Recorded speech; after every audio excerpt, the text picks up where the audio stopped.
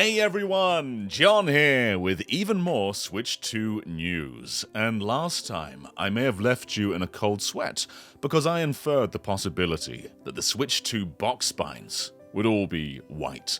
We know in Japan that they have full art boxes that bleed over to the spine, much like PlayStation 4, PS3, PS5, American PS2. But we saw the box art for Split Fiction, and it was white. And Daemon X Machina is the same. A white spine. So there was a possibility that the white was the uniform for Europe, maybe all Western versions, but I am happy to say that's not the case, baby.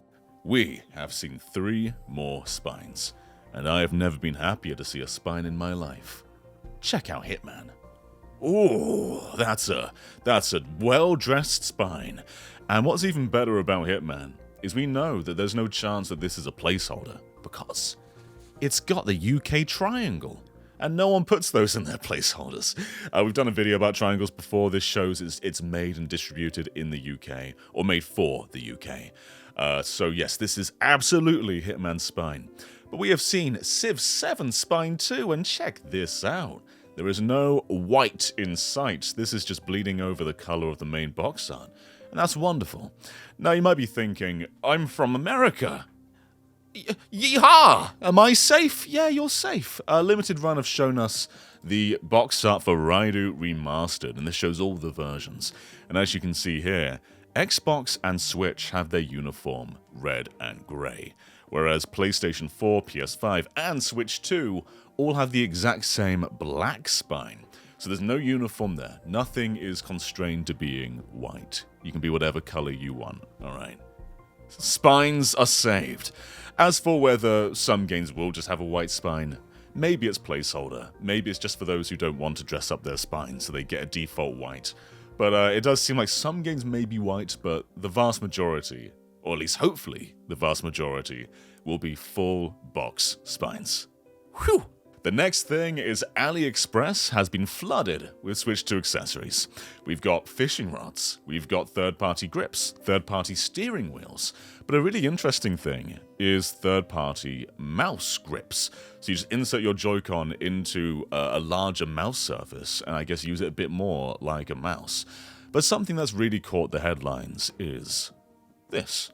These are decorative strips. And when the Joy-Con 2 was revealed alongside the Switch 2, many people thought that there was an IR camera with how the little notch looked at the bottom of the controller, but that's just a way to get the strip out. So what's the purpose of this? Is it for customization? Well, that's what third parties are using it for, but I seriously doubt Nintendo will for 2 reasons. Reason 1 is because the Joy-Con have a fixed color under their analog stick. I imagine you can replace that, but it's going to take a lot more tinkering than just pulling away some plastic. The real reason for this, and we can see in the 3D view for the Joy-Con 2, is there are barely any exposed screws. I think I can see 2 on the side of the Joy-Con where it connects to the actual unit itself, but compared to the Joy-Con 1 right here, let's see, can you see from the lighting here? There are 4 exposed screws. There's 1 here, 1 here, 1 here, and 1 here. So if you wanted to take the Joy-Con apart, you can just undo those screws and start tinkering around. Whereas with the Joy-Con 2, you've got to take apart that panel, and as you can see on the picture shown on AliExpress, there are screws. So that is definitely the purpose of that panel, is to take it away, to expose the screws to open up the Joy-Con. But for most purposes, you won't see those screws, but you can use it to put colors in. And it honestly looks quite nice with those blue and red ones. I don't think the customization can go that far really with, the circular red and blue around the Joy-Con analog sticks, but it looks pretty nice like this. But let's stick to Nintendo today for a moment, because yesterday they confirmed that Switch 2 is going to come packaged in with even more player icons. Not ones that you buy from My Nintendo using your Platinum points, but instead just ones built into the system, and these include icons for Fire Emblem and Pokemon, which previously had no built-in icons. So there are now 258 icons, up from 147, so over 100 more. And it really does add up the more you scroll and scroll and scroll, and of course you can keep building to this from the rewards you get from getting those points, but these are the ones that come with the system, and cool, some really cool characters in here. So far, nothing but good news, but that's never really the way with these updates, there's always something in there. That's a little bit and that's this one. So, this came in an update to Nintendo's privacy policy, and let me read it. In May 2025, we made updates to improve our privacy policy. The updated version of the Nintendo privacy policy can be found here, but for your convenience, we've highlighted some of these updates below. We haven't summarized all the changes, and the summary below is not a substitute for reading the updated policy, but we're going to read the summary anyway. So it says, we clarified that we may collect, monitor, and record audio and video of your chat sessions with other users to provide a safe and secure environment for certain of our services. We clarified that when you contact us, we may monitor and record those interactions for quality assurance purposes, and we provided more details about information that may be visible to other users when you use certain of our services. So I just want to go through the actual policy for a moment to see if there's any context that's missing here, but I kind of doubt it. So this is the one place where monitoring is brought up. It's under your content. So it says, our services may allow you to create, upload, or share content such as text, images, audio, video, your nickname, and user icon, or other content that you create or is licensed to you. With your consent and to enforce our terms, we may also monitor and record your video and audio interactions with other users. When you use any of our services that include these or other similar capabilities, we may collect your content in accordance with our terms of use and this policy. So there was a bit of context missing there, and it's the word with your consent. With your consent and to enforce our terms, we may also monitor and record your video and audio interactions with other users. So how are they getting consent? Will there be a box that comes up saying, do we have... this comes up in games sometimes, like, do you want to share your experience with Nintendo? Do you want to provide feedback? Will it be something like that? Or will it be the first time you set up GameChat, where you have to agree to those terms or not get any use of the functionality? And that's what's uncertain for me. I guess we'll find out in a month or so when the system comes out. But I feel less exposed with the word consent there, because it is a very exposing thing. It's not like they're going to be just watching everyone's call, but to know that whatever you say will be recorded and it's just in their archives, it does feel a bit weird. So hopefully that is something you can toggle in and toggle out of, but it may just be in the terms of service that you agree to when you start that up. So that kind of sucks. But let's get on to game news. Now, our next piece of news is about the Switch 2 version of Elden Ring, and there's some exclusive content. So let's go over it a second. There's going to be 2 brand new character classes. There's the Knight of Ides and also the Heavy Knight.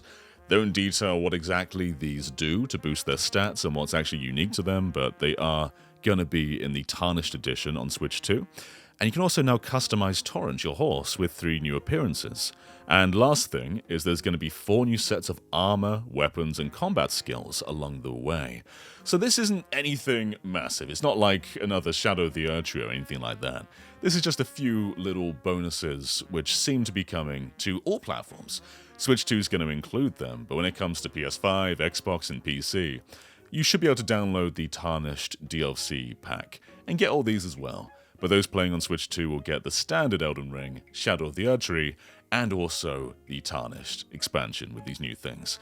So nothing essential, but it does make Elden Ring a bit more interesting to revisit if you've played it before. You can start off as a new class, you can customize it a little bit more, there's just more things to do. And as someone who played Dark Souls a ton on Xbox 360, PlayStation 3 era, I loved playing it on Switch again in a handheld. It kind of opened it up again and made it more flexible. So even without the new stuff, I was really eager to revisit that on a handheld. And finally, we had the Final Fantasy VII Remake integrate creator's voice, and there's some interesting stuff in here. For one, there's a lot more footage, and I'll play that over me right now. But also, they kept referring to it as the Final Fantasy VII Remake series coming to Switch 2. Let me read out exactly what these subtitles say here. Since you can play Switch 2 in both handheld mode and TV mode, and it has improved technical specs, I felt like it would have enough power to run the Final Fantasy VII Remake series I was creating. So it's interesting. They're not just referring to Final Fantasy VII Remake Integrate here. They're referring to the entire series.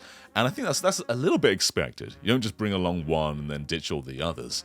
But to see Rebirth running on Switch 2 would be quite impressive, because that thing kind of struggles to run on PS5. And I guess with Part 3, that would more likely be made with Switch 2 a bit more in mind, so maybe the scope around that game will fit this console better than Rebirth will, but we shall see.